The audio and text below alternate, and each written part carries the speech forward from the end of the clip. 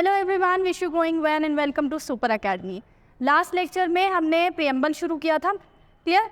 Preamble में मैंने आपको थोड़ा सा कॉन्सेप्ट समझा दिया था, उससे आगे का चैप्टर इसमें कंप्लीट करेंगे। प्रियम्बल को अच्छे से मैंने आपको बताया था कि प्रियम्बल से 7 से 8 तरह के क्वेश्चंस पुटअप होते हैं, जिसमें अच्छे से मैंने आपको समझाए थे क्वेश्चन किस तरह से प्रियम्बल से बनते हैं।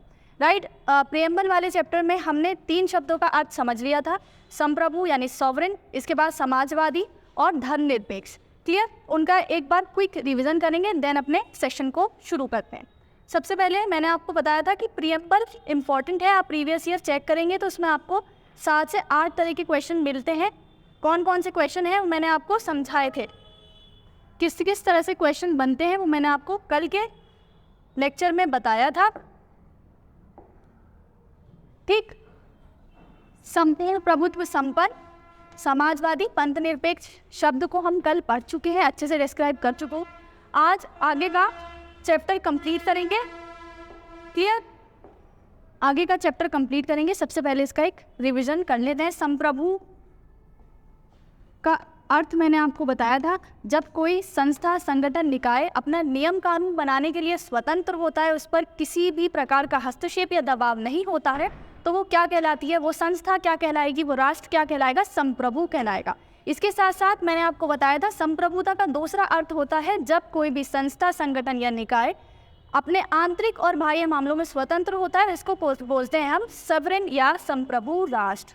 क्लियर? इंडिया के प्रोस्पेक्टिव मैंने आपको उसके जो उदाहरण है वो भी अच्छे से समझाए थे। क्लियर? लास्ट लेक्चर आपको ज़रूर देखना है। दूसरा हमने अर्थ पढ़ा था समाजवादी। ठीक? समाजवादी मैंने आपको बताया था कि समाजवादी मूल प्रस्तावना में शब्द नहीं था, लेकिन संविधान में समाजवादी भावना को प्रेरित किया गया था। यानी समाजवादी भावना हमारे संविधान में पहले से विद्यमान थी, शब्द नहीं था। शब्द हमने 42वें संविधान संशोधन द्वारा प्रस्तावना में जोड़ा। क्लियर? समाजवाद का जो बेसिक कॉन्सेप्ट है वो होता है जब वितरण, उत्पत्ति और वितरण के साधनों पर सरकार का स्वामित्व होता है, उसको बोलते हैं हम सोशलिज्म या समाजवाद। लेकिन भारत में किस समाजवाद को अपनाया गया है? भारत में लोकतांत्रिक समाजवाद को अपनाया गया है। लोकतांत्रिक समाजवाद का अर्थ है, ये एग्जाम में आपको प्रीवियस ईयर में मिल जाएगा कि भारत में किस प्रकार के समाजवाद को अपनाया गया है, या भारतीय संविधान की प्रस्तावना किस प्रकार के समाजवाद की बात करती है। तो कौन से समाजवाद? लोकतांत्रिक समाजवाद। लोकतांत्रिक समाजवाद का मतलब है कि हमने समाजवाद के साथ साथ पूंजीवादी तत्वों को भी लिया है। यानी भारत में निजी संपत्ति को भी उतना ही महत्व दिया गया है और सरकारी संपत्ति को भी, यानी सरकार के कल्याणकारी योजनाओं को भी पूरा महत्व दिया गया है। हमारी अर्थव्यवस्था कैसी है? समाजवादी यानी मिश्रित अर्थव्यवस्था है, जिसमें हमने समाजवाद और पूंजीवाद दोनों को अपनाया है। इसको बोलते हैं लोकतांत्रिक समाजवाद। इसके बाद थर्ड मैंने आपको बताया था धर्मनिरपेक्ष। अगेन शब्द 42वें संविधान संशोधन द्वारा 1976 में जोड़ा गया है, शब्द जोड़ा गया है, लेकिन धर्मनिरपेक्ष की जो भावना है संविधान में पहले से विद्यमान थी। मैंने आपको बताया था धर्मनिरपेक्षता का अर्थ क्या होता है। धर्मनिरपेक्षता का अर्थ है कि भारत के धर्म के तौर पर, भारतीय राज्य के धर्म के तौर पर किसी भी धर्म को मान्यता नहीं दी गई है। भारत में प्रत्येक धर्म को समानता के आधार पर माना गया है। इसीलिए भारत कैसा राष्ट्र है? भारत सकारात्मक धर्मनिरपेक्षता वाला राष्ट्र है। सकारात्मक, नकारात्मक धर्मनिरपेक्षता मैंने आपको लास्ट लेक्चर में समझाई थी। क्लियर? धर्मनिरपेक्षता को प्रमोट करने वाले आर्टिकल्स मैंने बताए थे, इंपॉर्टेंट है। कौन कौन से आर्टिकल भारत में धर्मनिरपेक्षता को स्थापित करते हैं? भारत में धर्मनिरपेक्षता स्थापित करने वाले आर्टिकल्स मैंने आपको बताए थे। आर्टिकल नंबर 40, विधि के समक्ष समानता, विधि का समान संरक्षण। इसके बाद नेक्स्ट बताया था article number 15। Article number 15 clearly mention करता है धर्म, मूल वंश, जाति, जन्म स्थान के आधार पर भेदभाव का निषेध। क्लियर? तो आर्टिकल नंबर 15 भी धर्मनिरपेक्षता को प्रमोट करता है। इसके बाद आता है आर्टिकल नंबर 16। आर्टिकल नंबर 16 कहता है लोक नियोजन के विषय में अवसर की समानता। लोक नियोजन का मतलब होता है सरकारी नौकरी। सरकारी नौकरी में किसी भी व्यक्ति के साथ धर्म, जाति, मूल वंश के आधार पर भेदभाव नहीं किया जाएगा। इसमें भी धर्म को आधार बनाया गया है, तो आर्टिकल 16 भी धर्मनिरपेक्षता को प्रमोट करता है। इसके बाद मैंने आपको बताया था आर्टिकल नंबर 25 से लेकर 28 तक हमें धार्मिक स्वतंत्रता के अधिकार दिए गए हैं, जो संविधान में पहले से विद्यमान थे, तो ये भी धर्मनिरपेक्षता को प्रमोट करते हैं। इसके बाद आर्टिकल नंबर 29 एंड 30, जिसमें अल्पसंख्यकों के लिए सांस्कृतिक और शिक्षा संबंधी अधिकार दिए गए हैं। ये भी धर्मनिरपेक्षता को प्रमोट करते हैं, क्योंकि अल्पसंख्यक किस आधार पर बनाए जाते हैं? धर्म के आधार पर। क्लियर। इसके बाद मैंने आपको बताया था आर्टिकल नंबर 44, जिसमें यूनिफॉर्म सिविल कोड की व्यवस्था की गई है, यह भी धर्मनिरपेक्षता को प्रमोट करता है, ये हम कल पढ़ चुके हैं। क्लियर। तो आज का लेक्चर शुरू होता है प्रस्तावना में 3 शब्द हमने कंप्लीट किए, संपूर्ण प्रभुत्व संपन्न, समाजवादी, धर्मनिरपेक्ष। अब पढ़ते हैं लोकतंत्रात्मक। कौन सा? भारत को लोकतांत्रिक राज्य घोषित किया गया है। भारत की प्रस्तावना भारत को एक लोकतंत्रात्मक गणराज्य प्रस्तावित करती है। तो लोकतंत्र का अर्थ क्या होता है सबसे पहले ये समझेंगे, फिर लोकतंत्र के लक्षणों को भारत में देखते हैं। क्लियर। तो 3 शब्द आपको आई होप क्लियर होंगे। ये एग्जाम में पूछे गए हैं कि समाजवाद का अर्थ क्या होता है, धर्मनिरपेक्षता का अर्थ क्या होता है, भारत में कहाँ कहाँ धर्मनिरपेक्षता को दिया गया है, यानी भारतीय संविधान। क्लियर। इसके बाद आता है लोकतंत्र। भारत कैसा राज्य है? डेमोक्रेटिक। क्लियर। भारत कैसा राज्य है? डेमोक्रेटिक। ठीक है, डेमोक्रेटिक स्टेट है। अब लोकतंत्र का अर्थ क्या होता है? लोकतंत्र का अर्थ अगर हम परिभाषा के रूप में देखें तो अब्राहम लिंकन की आपने परिभाषा पढ़ी होगी, जनता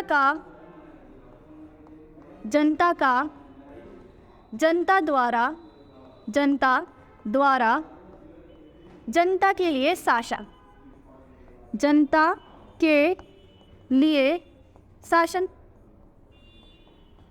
सबसे ईजीएस्ट जो परिभाषा है वो अब्राहम लिंकन की है, जो आप अपने एग्जाम में भी कोट कर सकते हैं। बहुत अच्छे नंबर आते हैं जब आप एग्जाम में डेफिनेशन और किसी प्रसिद्ध डेफिनेशन को कोट करते हैं। ठीक है, तो अब्राहम लिंकन की परिभाषा है लोकतंत्र का अर्थ क्या होता है? जनता द्वारा जनता के लिए शासन। अब इसको डीप समझते हैं। जनता का शासन कैसे होगा? सबसे पहले हम इंडिया के प्रोस्पेक्ट में अगर देखें, हम वोट डालते हैं, ठीक, हम अपनी सरकार को स्वयं चुनते हैं, तो इसका अर्थ क्या हुआ कि भारत में लोकतंत्र है। लेकिन लोकतंत्र को केवल इस आधार पर देखना कि वोट डालना ही केवल लोकतंत्र है, ये एक नैरो माइंडनेस है या एक संकीर्ण परिभाषा है। लोकतंत्र एक बृहद रूप है जिसका अर्थ होता है ना केवल मतदान लोकतंत्र का आधार है।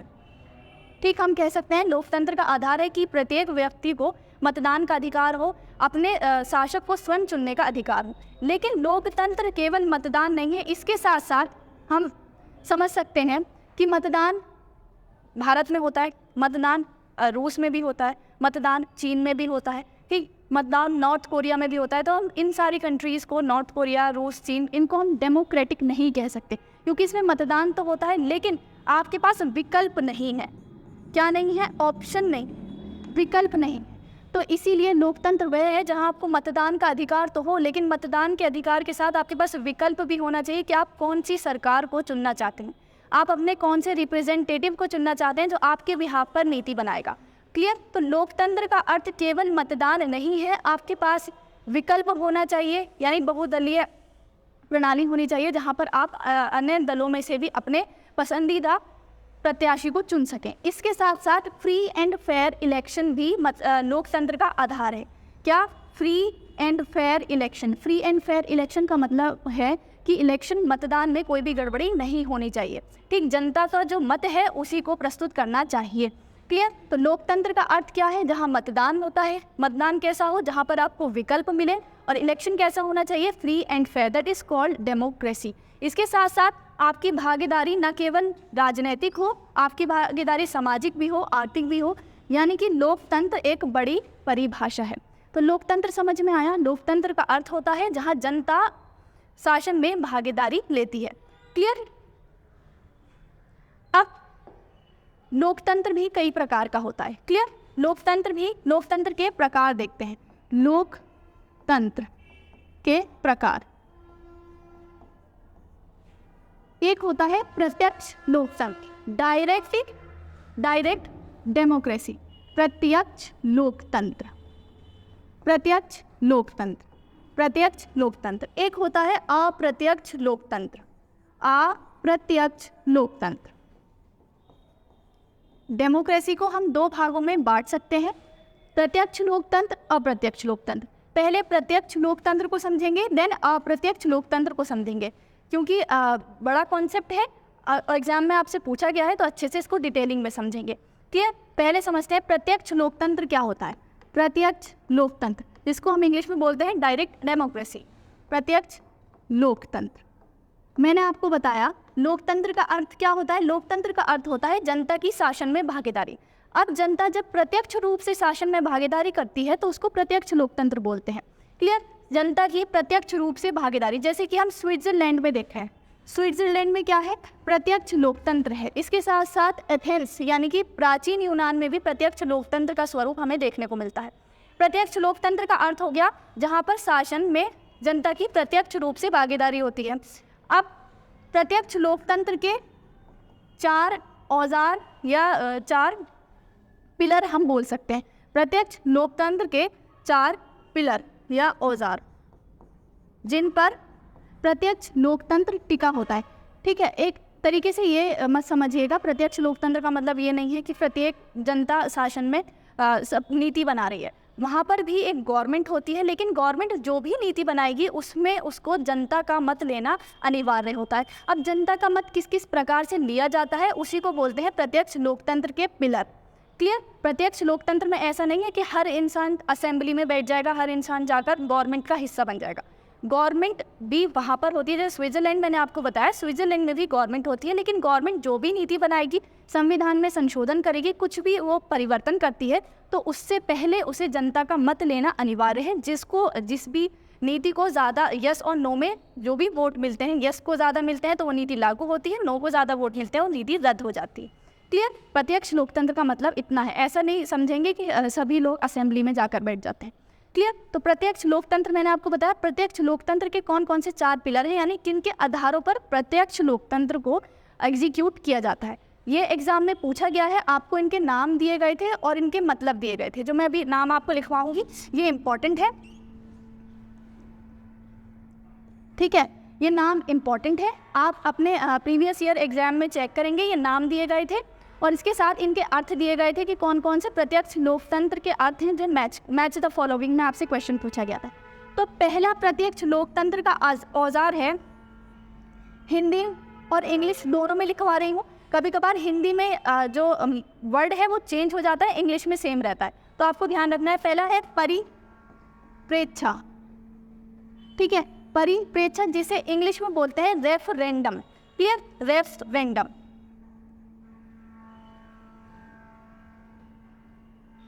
क्लियर? रेफरेंडम आप ऐसे ही लिखा हुआ आया था, परिप्रेक्षा, रेफरेंडम, और फिर और जो मैं आपको बताने वाली हूँ फिर इसके आगे इनके अर्थ लिखे थे और आपको मैच करने थे। क्लियर? रेफरेंडम। रेफरेंडम का मतलब क्या होता है, इसे छोटा लिखती हूँ ताकि दोनों चीज़ें आ जाए आपकी। पहला है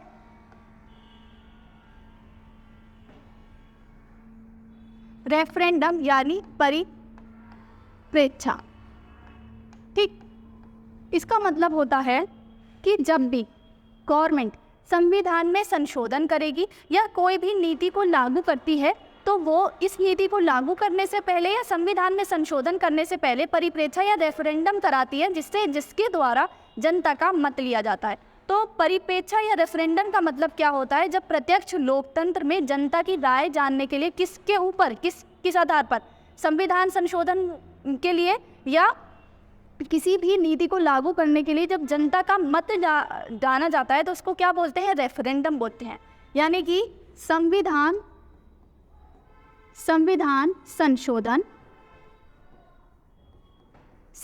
संशोधन या नीति, कोई नीति बनाई है गवर्नमेंट ने, है ना, उसको लागू करने के लिए जब जनता का मत लिया जाता है तो उसको बोलते हैं रेफरेंडम। एक पर्चा होता है पेज, ठीक है, और उसमें यस और नो लिखा जाता है और नीति के बारे में लिखा जाता है। तो गवर्नमेंट जो जनता है उस पर अपना मत देती है कि नीति या संशोधन लाना चाहिए या नहीं, उसको क्या बोलेंगे, रेफरेंडम। क्लियर? दूसरा प्रत्यक्ष लोकतंत्र का पिलर होता है पहल, जिसको इंग्लिश में बोलते हैं इनिशिएटिव। क्या बोलते हैं, इनिशिएटिव। इनिशिएटिव का मतलब होता है जब भी गवर्नमेंट किसी समस्या के समाधान के लिए ऑफिशियली एक्शन लेती है, यानी किसी समस्या के समाधान के लिए आधिकारिक रूप से उठाया गया कदम प्रत्यक्ष लोकतंत्र में क्या कहलाता है, पहल कहलाता है। क्लियर? समस्या समाधान के लिए, समस्या समाधान के लिए, ठीक है, किसका? सरकार द्वारा।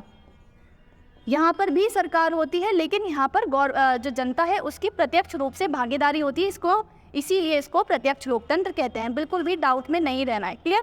समस्या के समाधान के लिए सरकार द्वारा आधिकारिक कार्यवाही, आधिकारिक कार्यवाही, क्लियर।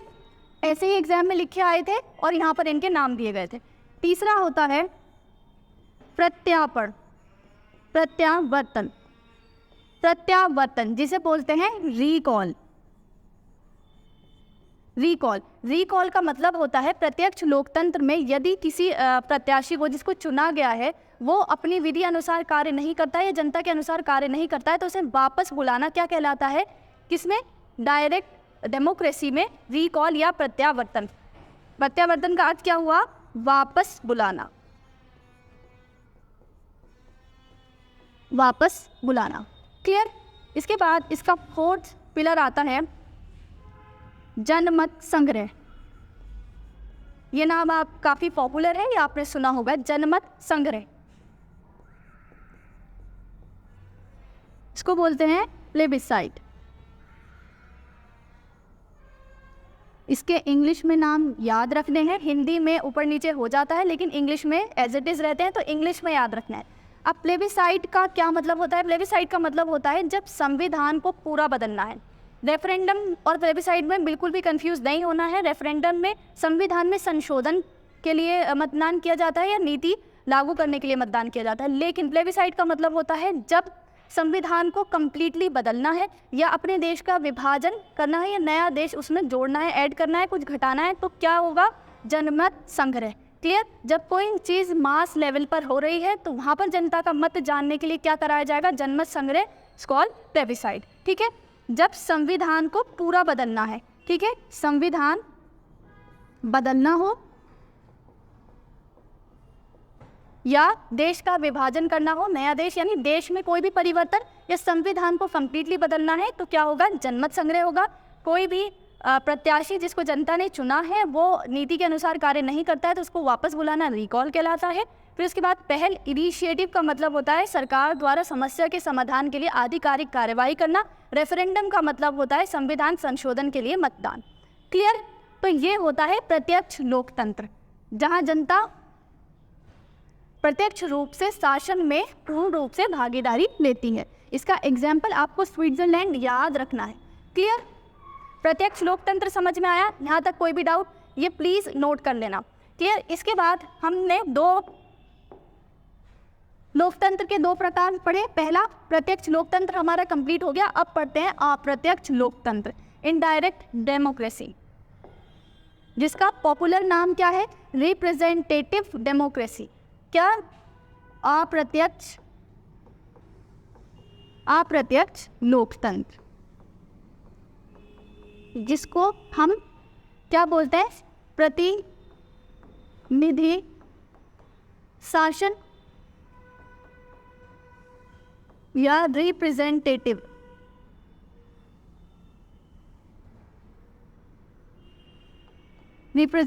गवर्नमेंट भी बोलते हैं, क्लियर। अब इसके नाम से ही आपको समझ में आ गया होगा, जहां जनता के बिहाफ पर जनता द्वारा चुने गए प्रतिनिधि शासन करते हैं, जनता के लिए नीति बनाते हैं, वो कहलाता है अप्रत्यक्ष शासन।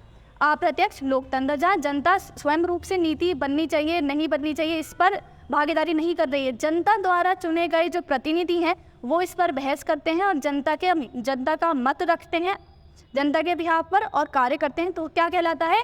अप्रत्यक्ष लोकतंत्र, ठीक। जैसे कि भारत में है, भारत में हम लोकसभा के सदस्यों को चुनते हैं, विधानसभा के सदस्यों को चुनते हैं, जो हमारे बिहाफ पर नीति बनाते हैं और उसको लागू करते हैं, क्लियर। तो भारत में क्या है? अप्रत्यक्ष लोकतंत्र है, जिसको हम क्या बोलते हैं? रिप्रेजेंटेटिव डेमोक्रेसी, रिप्रेजेंटेटिव गवर्नमेंट या प्रतिनिधि शासन, क्लियर हुआ।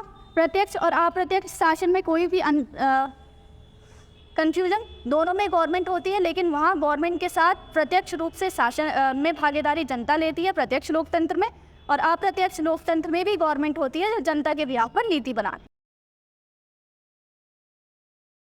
के भी दो प्रकार होते हैं। ये इंपॉर्टेंट है, एग्जाम में आता है, कंफ्यूज नहीं होना है, इसीलिए डिटेलिंग में पढ़ना है। अप्रत्यक्ष लोकतंत्र के भी दो प्रकार होते हैं। अप्रत्यक्ष लोकतंत्र, अप्रत्यक्ष लोकतंत्र को भी दो भागों में विभाजित किया जा सकता है। पहला होता है अध्यक्षात्मक शासन।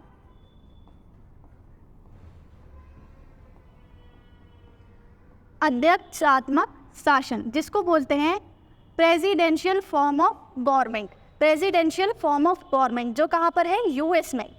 कहाँ पर? यूएस में। क्लियर? इसके साथ साथ एक होता है संसदात्मक शासन व्यवस्था। संसदात्मक शासन, parliamentary form of government. Parliamentary form of government जो कहाँ पर है? यूके में है, यानी ब्रिटेन में है, और इंडिया में है। यूके से ही इंडिया में इसको अपनाया गया है। क्लियर? हमने संसदात्मक शासन व्यवस्था कहाँ से ली है? ब्रिटेन से ली है। क्लियर? तो भारत में क्या है? संसदात्मक शासन व्यवस्था है। दोनों को समझना ज़रूरी है क्योंकि दोनों से क्वेश्चन बनते हैं। अध्यक्षात्मक शासन प्रणाली से भी क्वेश्चन आते हैं और संसदात्मक शासन प्रणाली से ही क्वेश्चन आते हैं। तो पहले हम जो हमारे भारत में लागू प्रणाली है उसको समझेंगे, इसी का उल्टा होता है अध्यक्षात्मक शासन प्रणाली। क्लियर? तो पहले पढ़ते हैं संसदात्मक शासन प्रणाली। संसदात्मक शासन, संसदात्मक शासन का मतलब होता है सबसे पहले कार्यपालिका प्लस, यानी कि कार्यपालिका और व्यवस्थापिका दोनों में समन्वय होता है। कार्यपालिका और व्यवस्थापिका में समन्वय होता है, इसका मतलब समझिए। कार्यपालिका और व्यवस्थापिका का समन्वय मतलब हम जिन भी रिप्रेजेंटेटिव को चुनते हैं, चाहे लोकसभा के मेंबर हो, राज्यसभा के मेंबर हो, विधानसभा के मेंबर हो, हम किन को चुनते हैं? हम मेंबर ऑफ पार्लियामेंट को चुनते हैं। ठीक, बाद में प्रधानमंत्री की सलाह पर या मुख्यमंत्री की सलाह पर उनको मंत्री बनाया जाता है। हमने किसको चुना? मेंबर ऑफ पार्लियामेंट को चुना, एमएलए को चुना, एमपी को चुना। ठीक है, हम प्रधानमंत्री को नहीं चुनते हैं। क्लियर? जो बहुमत दल का नेता होता है उनको प्रधानमंत्री बनाया जाता है। तो आपको ध्यान रखना है हमने किसको चुना है? हमने व्यवस्थापिका को चुना है। व्यवस्थापिका के जो सदस्य होते हैं जिनको बहुमत प्राप्त होता है वही बनते हैं कार्यपालिका। यानी कि व्यवस्थापिका और कार्यपालिका के सदस्य कौन होते हैं? एक ही होते हैं, और व्यवस्थापिका से मिलकर ही कार्यपालिका बनती है। यानी कि कार्यपालिका और व्यवस्थापिका आपस में जुड़ी हुई है। यही विशेषता है किसकी? संसदात्मक शासन व्यवस्था की। क्लियर? इसको एग्जाम में दूसरी तरीके से भी पूछा जा सकता है कि निम्नलिखित में से संसदात्मक शासन व्यवस्था की विशेषताएं, जिसमें आपको आंसर में मिल सकता है दोहरी सदस्यता। तो दोहरी सदस्यता का भी इसी का उदाहरण है। दोहरी सदस्यता हो गई ना कि कार्यपालिका के सदस्य व्यवस्थापिका के भी सदस्य होते हैं। यानी कि कोई भी मंत्री पहले वो सांसद होगा, है ना, उसके बाद कार्यपालिका का सदस्य बनेगा। यानी पहले वो एमपी होगा या एमएलए होगा, उसके बाद वो मंत्री बनता है। इतना समझ में आया? Clear cut? पहले हम एमएलए और एमपी को चुनते हैं, वो व्यवस्थापिका के सदस्य बनते हैं जो नियम कानून बनाती है। उसके बाद बहुमत दल के नेता जो होते हैं वो मंत्री बनते हैं। क्लियर? तो कार्यपालिका व्यवस्थापिका में समन्वय होता है। ये होती है संसदात्मक शासन व्यवस्था की पहली विशेषता। इसके बाद कार्यपालिका का उत्तरदायित्व होता है। यानी कार्यपालिका व्यवस्थापिका के प्रति रेस्पॉन्सिबल होती है। ठीक है, कार्यपालिका व्यवस्थापिका के प्रति क्या होती है? उत्तरदायी। जो भी कार्यपालिका कार्य करेगी वो व्यवस्थापिका के प्रति उत्तरदायी होगी, क्योंकि व्यवस्थापिका में कौन है? हमारे द्वारा चुने गए प्रतिनिधि जो जनता का प्रतिनिधित्व करते हैं। तो जनता के लिए उत्तरदायी होती है कार्यपालिका। तो कार्यपालिका का उत्तरदायित्व भी संसदात्मक शासन व्यवस्था का एक विशेषता है। क्लियर? काम रोको प्रस्ताव, निंदा प्रस्ताव, अविश्वास प्रस्ताव, ये कहाँ पारित किए जाते हैं? व्यवस्थापिका में लाए जाती हैं। तो कार्यपालिका के उत्तरदायित्व को सुनिश्चित करने के लिए विभिन्न प्रकार के प्रस्ताव लाए जाते हैं। तो ये भी संसदात्मक शासन व्यवस्था का एक उदाहरण है। एग्जाम में आपसे ऐसे ही पूछा जाएगा कि निम्नलिखित में से, आपको नीचे ऑप्शन दे दिए जाएंगे, निम्नलिखित में से संसदात्मक शासन व्यवस्था में शामिल तत्व है या निम्नलिखित में से कौन संसदात्मक शासन व्यवस्था की विशेषताएं हैं। क्लियर? तीसरा, दोहरा नेतृत्व, या हम कहेंगे दोहरी कार्यपालिका। दोहरी कार्यपालिका कार्यपालिका। दोहरी कार्यपालिका का मतलब है भारत में दोहरी कार्यपालिका की व्यवस्था है। पहली होती है नाम मात्र की कार्यपालिका, दूसरी होती है वास्तविक कार्यपालिका। वास्तविक कार्यपालिका, इसको ध्यान से समझेंगे। हमारे भारत में दोहरी कार्यपालिका की व्यवस्था है जो संसदात्मक शासन व्यवस्था का उदाहरण है। पहली नाम मात्र की कार्यपालिका, दूसरी वास्तविक कार्यपालिका। नाम मात्र की कार्यपालिका को हम नॉमिनल एग्जीक्यूटिव कहते हैं। क्या बोलते हैं? Nominal executive. और इसको संवैधानिक लैंग्वेज में क्या बोलते हैं? De jure executive. क्या? De jure executive. आपसे एग्जाम में पूछा गया था कि निम्नलिखित में से डी ज्यूरे एग्जीक्यूटिव कौन है, तो डी ज्यूरे एग्जीक्यूटिव कौन होते हैं? हमारे राष्ट्रपति। ठीक, केंद्र में राष्ट्रपति जिनके नाम से विधि बनाई जाती है, जिनके नाम से कार्य किए जाते हैं। ठीक है, राष्ट्रपति की अनुमति अनुसार कोई भी विधि बनेगी, वो विधि कब बनती है? जब राष्ट्रपति उस पर सिग्नेचर कर देते हैं। ठीक है, तो राष्ट्रपति क्या हुए? नाम मात्र की कार्यपालिका। ऐसे राज्य में राज्यपाल क्या हुए? नाम मात्र की कार्यपालिका। राज्य में कोई भी विधि कब लागू होगी? जब राज्यपाल उस पर अपने सिग्नेचर कर देते हैं। तो राज्यपाल और राष्ट्रपति क्या है? नाम मात्र की कार्यपालिका। इसी तरह वास्तविक कार्यपालिका होती है जिसे इंग्लिश में बोलते हैं रियल एग्जीक्यूटिव। क्या बोलते हैं? Real executive.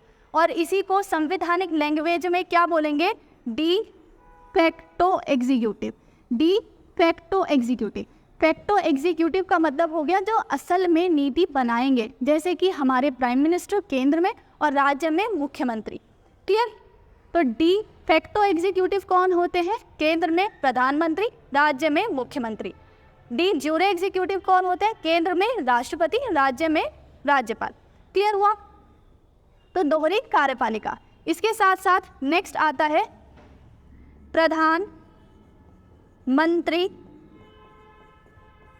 प्रधानमंत्री राज्य में भी लिख देती हूँ, राज्य में केंद्र में प्रधानमंत्री और राज्य में मुख्यमंत्री का नेतृत्व। ठीक है, जो भी सरकार काम करेगी किसके नेतृत्व में काम करेगी? प्रधानमंत्री के नेतृत्व में काम करेगी केंद्र में, और राज्य में मुख्यमंत्री के नेतृत्व में काम करा जाएगा। इसके बाद आता है निचले सदन का विघटन। निचले सदन का विघटन। निचले सदन का विघटन। निचला सदन, संसद में निचला सदन कौन सा होता है? लोकसभा। और राज्य में कौन सा निचला सदन होता है? विधानसभा। तो निचले सदन का विघटन प्रधानमंत्री की सलाह पर राष्ट्रपति द्वारा किया जाता है। तो ये भी संसदात्मक शासन व्यवस्था का उदाहरण है। इसका स्क्रीनशॉट लेंगे और इसको ध्यान रखेंगे, एग्जाम में पूछा गया। अब संसदात्मक शासन व्यवस्था हो क्लियर हुई होगी। क्लियर? संसदात्मक अब इसी का होता है उल्टा अध्यक्षात्मक शासन व्यवस्था। अध्यक्षात्मक शासन व्यवस्था इसी का उल्टा है।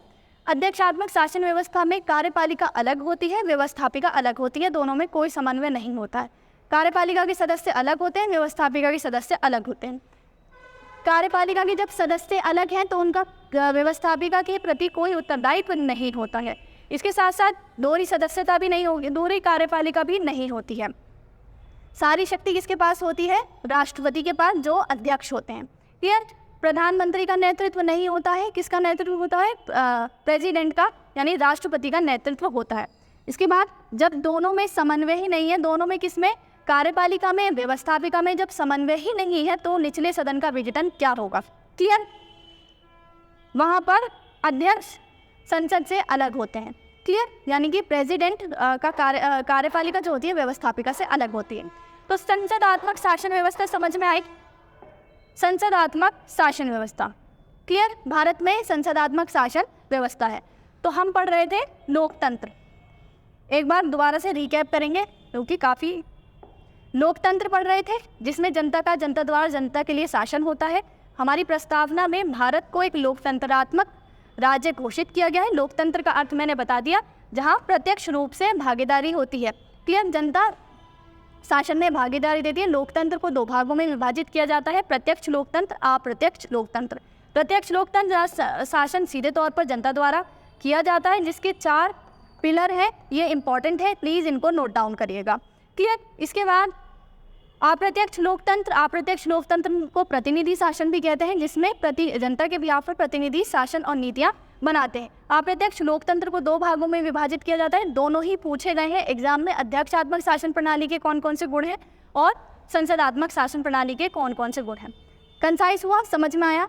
अब नेक्स्ट देखते हैं, हमारा 3 शब्द हो गए, संपूर्ण प्रभुत्व संपन्न, समाजवादी, धर्मनिरपेक्ष और लोकतंत्रात्मक। अब नेक्स्ट है गणतंत्र, गणराज्य। भारत को एक गणतंत्र गणराज्य के रूप में घोषित किया गया है। अब गणतंत्र का अर्थ क्या होता है?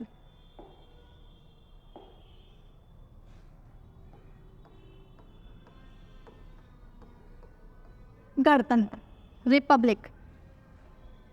जैसे कि मैंने आपको बताया, भारत में संसदात्मक शासन व्यवस्था है, पार्लियामेंट्री फॉर्म ऑफ गवर्नमेंट है। अब पार्लियामेंट्री फॉर्म ऑफ गवर्नमेंट को भी 2 भागों में हम लोग विभाजित कर सकते हैं, ठीक है। पार्लियामेंट्री फॉर्म ऑफ गवर्नमेंट यानी संसदात्मक शासन व्यवस्था, संसदात्मक शासन व्यवस्था को भी हम 2 भागों में विभाजित कर सकते हैं। पहला होता है राजशाही, क्लियर। दूसरा होता है निर्वाचित,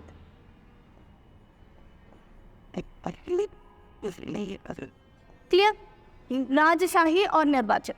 अब ध्यान से समझिए, संसदात्मक शासन व्यवस्था में संसद के 2 सदन होते हैं, लोकसभा और राज्यसभा, और इनसे मिलकर इसका एक पार्ट होता है राष्ट्रपति। यानी जो संसदात्मक शासन व्यवस्था है, इसमें 3 लोगों से मिलकर संसद बनती है। यानी संसद के 3 आयाम है, राष्ट्रपति, लोकसभा और राज्यसभा। भारत में क्या है? भारत में सॉरी, यहाँ गड़बड़ हो गई। संसदात्मक शासन व्यवस्था को 2 भागों में विभाजित किया जाता है, एक तो राजशाही, दूसरा होता है गणतंत्र। भारत में कौन सी व्यवस्था को अपनाया गया है? हमने संसदात्मक शासन व्यवस्था के साथ गणतंत्र को अपनाया है। थोड़ा सा ऊपर नीचे हो गया। राजशाही का मतलब क्या होता है? जब देश का प्रधान मनोनीत होता है। देश का प्रधान मनोनीत का मतलब हो गया, ये वंश के आधार पर होता है या वंशानुगत होता है। वंश के आधार पर होता है, वंशानुगत होता है। जैसे कि ब्रिटेन में देश के प्रधान कौन होते हैं? लॉर्ड होते हैं, क्वीन होते हैं, किंग होते हैं, ठीक है। किंग या क्वीन होते हैं, जो किसके आधार पर बनाए जाते हैं? वंश के आधार पर बनाए जाते हैं। राजा का बेटा राजा, क्लियर। तो भारत में संसदात्मक शासन व्यवस्था को तो अपनाया गया है, लेकिन हमने वंशानुगत सिस्टम को नहीं अपनाया, राजशाही को हमने नहीं अपनाया। हमने किसको अपनाया? हमने गणतंत्र को अपनाया है। गणतंत्र का मतलब होता है जब देश का प्रधान निर्वाचित होता है। देश का प्रधान निर्वाचित होता है। देश के प्रधान कौन होते हैं? राष्ट्रपति। राष्ट्रपति का निर्वाचन किया जाता है। अब इससे कोई मतलब नहीं है कि निर्वाचन अप्रत्यक्ष रूप से हो रहा है या प्रत्यक्ष रूप से हो रहा है, क्योंकि भारत में राष्ट्रपति का निर्वाचन अप्रत्यक्ष रूप से कराया जाता है। तो इसीलिए निर्वाचन होना चाहिए, चाहे वो अप्रत्यक्ष हो रहा है या प्रत्यक्ष हो रहा है, इससे कोई मतलब नहीं है। तो भारत में देश के प्रधान यानी हमारे राष्ट्रपति निर्वाचित होते हैं। आर्टिकल याद आया होगा, आर्टिकल नंबर 52, जिसमें कहा गया है there shall be a president, ठीक है। तो हमारे प्रेसिडेंट क्या होते हैं? निर्वाचित होते हैं। इसलिए भारत में गणतंत्र व्यवस्था है। अब एग्जाम में ये तो होप सभी को मालूम होगा कि गणतंत्र का मतलब होता है देश का प्रधान निर्वाचित होता है, लेकिन गणतंत्र का एक दूसरा अर्थ भी होता है जो एग्जाम में आपसे पूछा गया था। गणतंत्र का दूसरा अर्थ क्या होता है? गणतंत्र का दूसरा अर्थ होता है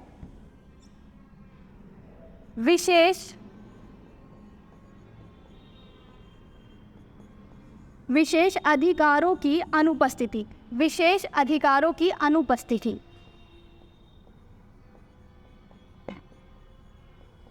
विशेष अधिकारों की अनुपस्थिति। अब विशेष अधिकारों की अनुपस्थिति का क्या मतलब है? किसी भी व्यक्ति को विशेष अधिकार नहीं मिलेंगे। अब आप ये मत बोलिएगा कि प्रेसिडेंट को बहुत सारी इम्यूनिटीज़ मिलती हैं, उनको बहुत सारी सुरक्षा मिलती है, घर मिलता है, तो वो विशेष अधिकार है। वो विशेष अधिकार नहीं है, वो उनकी योग्यता के आधार पर, उनके पद के आधार पर उनको मिली हुई इम्यूनिटीज़ हैं, उन मुक्तियाँ हैं, क्लियर। कोई भी व्यक्ति उस पद पर जाएगा, कोई भी व्यक्ति उस पद पर बैठेगा, उस सबको वो चीज़ प्रोवाइड करी जाएगी। तो वो पद के आधार पर, योग्यता के आधार पर दी गई इम्यूनिटी या उन मुक्तियाँ हैं, वो विशेष अधिकार नहीं है। विशेष अधिकार का एक अच्छा एग्जाम्पल आप समझ सकते हैं, जैसे कि हम प्राचीन इतिहास में पढ़ते हैं, जिसमें 4 वर्ण हमने पढ़े, ब्राह्मण, क्षत्रिय, वैश्य, शूद्र, क्लियर। इन चारों वर्णों में जो वेद थे, ब्राह्मण थे, 4 वर्ण पढ़ते हैं हम, ठीक है।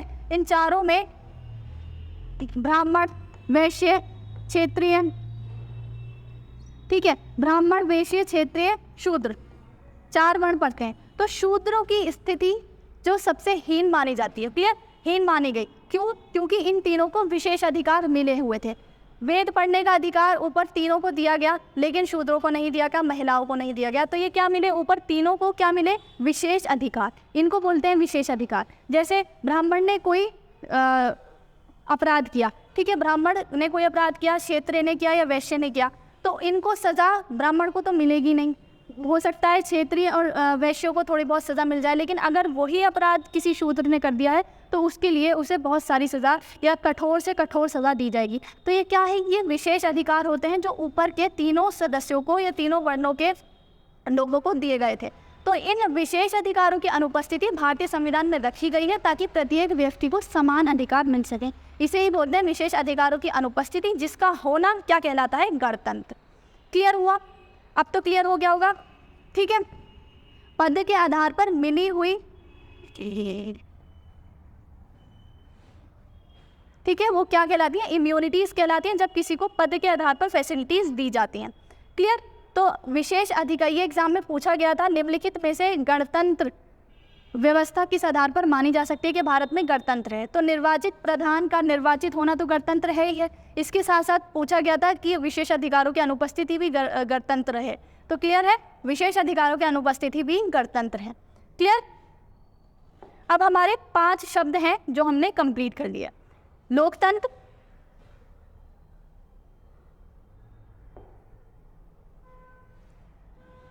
गणराज्य, समझ में आया कि भारत क्या है? संपूर्ण प्रभुत्व संपन्न, धर्मनिरपेक्ष, लोकतंत्रात्मक गणराज्य।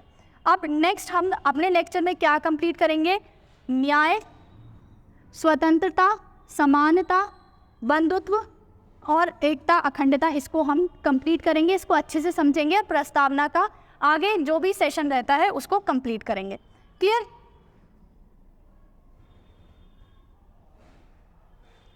इसके साथ आपका प्रस्तावना का थोड़ा सा पार्ट और रहता है, वो अगले लेक्चर में कंप्लीट करेंगे, नहीं तो सब कुछ ऊपर नीचे हो जाएगा। क्लियर है? सब कुछ मिक्स हो जाएगा तो अच्छे से समझ नहीं आएगा। तो जो आगे का बचा हुआ चैप्टर है उसको अपने नेक्स्ट लेक्चर में कंप्लीट करना है। नोट्स ज़रूर बनाने हैं, अच्छे से रिवीजन करना है। जो मैंने आपको लिखवाया है बहुत कंसाइज करके लिखवाया है, पेपर के पैटर्न के हिसाब से लिखवाया है। आप इसको समझिए अच्छे से, फिर बुक पढ़िए, प्रीवियस ईयर क्वेश्चन लगाइए, आपका एग्जाम अच्छे से निकलेगा। Thank you so much.